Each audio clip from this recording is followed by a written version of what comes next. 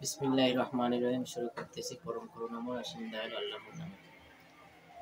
আজকে বিষয়টি হলো আমাদের দেশপ্রেম নিয়ে, বর্তমান প্রেক্ষাপটের রাজনীতি নিয়ে।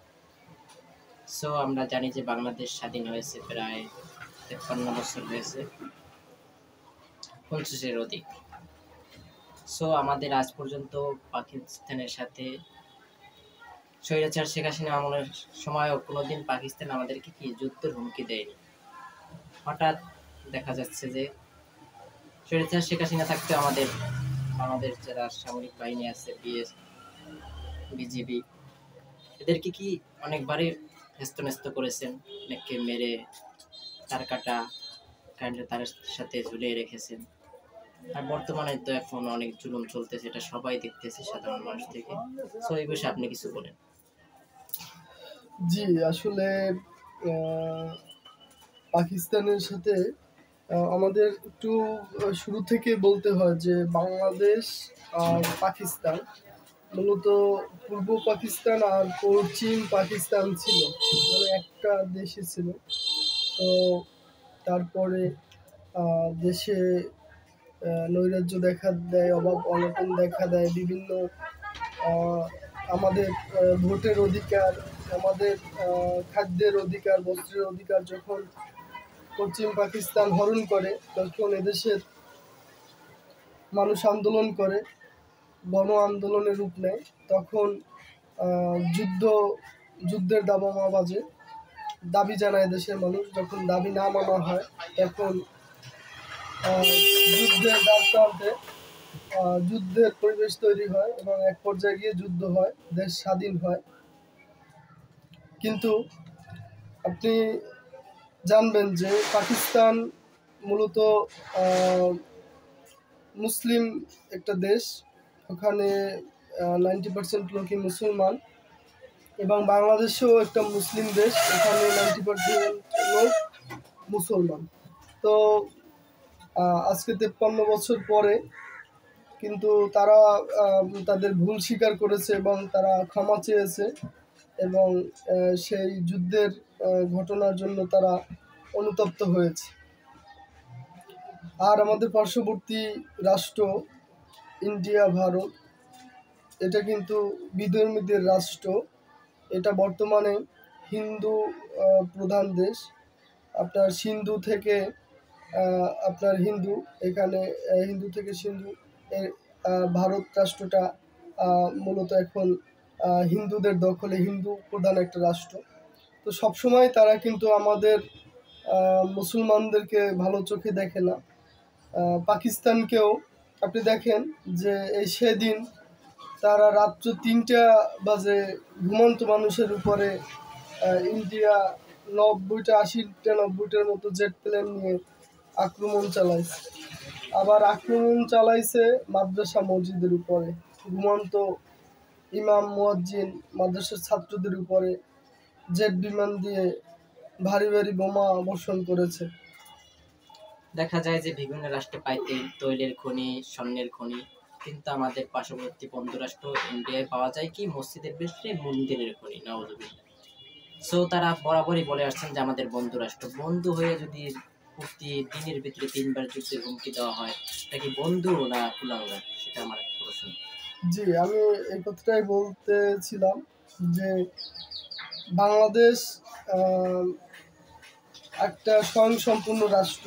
যদিও আমাদের তেলের খনি, স্বর্ণের খনি, গ্যাসের খনি নাও থাকে, তারপরও যুগে যুগে যত দার্শনিক বাংলাদেশে এসেছেন ঘুরতে, তারা যাওয়ার সময় বলে গেছেন যে বাংলাদেশ একটা স্বয়ংসম্পূর্ণ দেশ। কারণ আমাদের দেশে প্রথমত পর্যাপ্ত খাদ্য উৎপাদন হয়, আর দ্বিতীয়ত আপনার সমুদ্র থেকে প্রচুর পরিমাণ মাছ আহরণ করা হয়। আর বর্তমানে আমাদের যে গার্মেন্ট শিল্প ব্যবস্থা, আমাদের দেশ থেকে প্রচুর পরিমাণের পোশাক ইউরোপ আমেরিকাতেও রপ্তানি করা হয়। সেই দিক থেকে আমাদের দেশের যারা রেমিটেন্স যোদ্ধা আছে, এখন দেখেন যে পৃথিবীর প্রায় ম্যাক্সিমাম অনেক দেশই আমাদের দেশের রেমিটেন্স যোদ্ধারা আছে। তো তারা কোটি কোটি ডলার পাঠাচ্ছে প্রতিদিন। তো সেই হিসাবে আমাদেরকে এখন ছোট করে দেখার কোনো কিছু ছিল। যে আমরা পয়েন্টে ছিলাম যে রেমিটেন্স যুদ্ধ। জি, এখন বাংলাদেশকে যদি ইন্ডিয়া ছোট করে দেখে আর যদি প্রতিদিন হুমকি দামকি দেয় যে বাংলাদেশকে শেষ করে দেবে, ধ্বংস করে দেবে, সেটা কিন্তু মোটেও ঠিক হবে না। কারণ পাকিস্তান একটা মুসলিম দেশ হওয়া সত্ত্বেও, আমরা মুসলমান হওয়া সত্ত্বেও আমরা কিন্তু আমাদের ন্যায় আমরা বুঝে নিয়েছি, অন্যায়ের বিরুদ্ধে আমরা প্রতিবাদ করেছি। আর সেইখানে আপনার হিন্দু রাষ্ট্র যদি আমাদের উপর প্রভুত্ব খাটাতে চায়, সেটা কিন্তু কখনোই মেনে নেওয়া হবে না। আপনার বাঙালি জাতির কি আছে একটু প্রশ্ন করে যে আমাদের বিশ্ব শক্তির দিক থেকে আমরা 4 নম্বরে আছি, বাঙালির কি আছে? মনে রাখবেন যে বাঙালির মনোবল আছে, বাঙালির বাঁশের লাঠি আছে, বাঙালির আত্মবিশ্বাস আছে, বাঙালির হুঙ্কার আছে। আমাদের দেশে বাঙালি মুসলমানের ঈমান আছে। জি, আমাদের ঈমানি শক্তি আছে যে ওরকমের হাজার হাজার জেট বিমান আর ওরকমের লক্ষ লক্ষ হিন্দু ইনশাল্লাহ আমাদের হুঙ্কারের সামনে আমাদের ঈমানি শক্তির সাথে টিকবে না। আর ভৌগোলিক দিক থেকে পাশেই আছে পাকিস্তান। যদিও একসময় আমাদের শত্রু ছিল, কিন্তু আমাদের উপর আঘাত আসলে মুসলমান ভাই হিসেবে তারা পা পিছিয়ে রাখবেন। এবং তার পাশে আছে চীন রাষ্ট্র, তারাও আমাদের সহযোগিতা এগিয়ে আসবে। তার পাশে আছে আমাদের বন্ধু রাষ্ট্র রাশিয়া, তারাও আমাদের সহযোগিতায় এগিয়ে আসবে। আপনি জানবেন যে ইন্ডিয়ান বর্তমানে তার চারপাশে আশেপাশে কোনো বন্ধু রাষ্ট্রই নাই। কেউই তাদের স্বভাবের কারণে কেউই তাদেরকে ভালো সুনজরে দেখে না।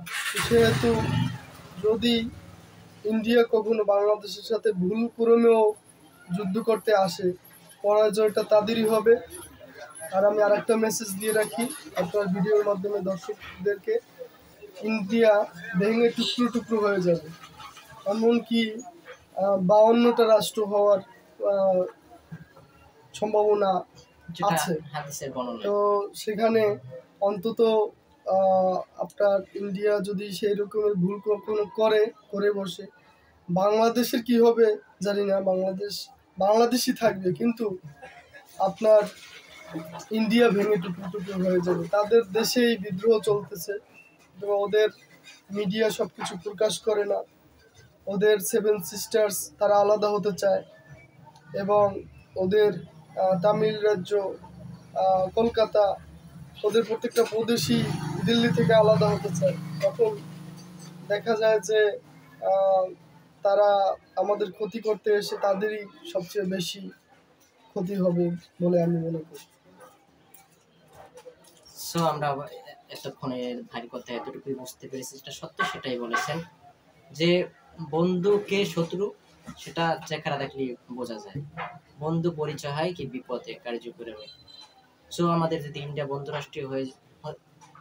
যদি বন্ধুরাষ্ট্রীয় হতো, তা কখনো আমাদের সাথে গাদ্দারি করতো না, আমাদের দেশের সাথে সম্পর্ক রাখতো, শুধু শেখ হাসিনার সাথে নয়।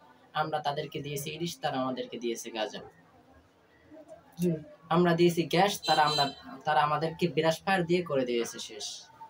সো এই ইতিহাস সাধারণ মানুষ জানেন, নতুন করে তুলে ধরার কিছুই নেই। যেটা সত্য সেটা আমাদের কি বলতেই হবে, এটাই আমাদের ইমানি চেতনা। সবাই ভালো থাকবেন এবং ভালো রাখবেন।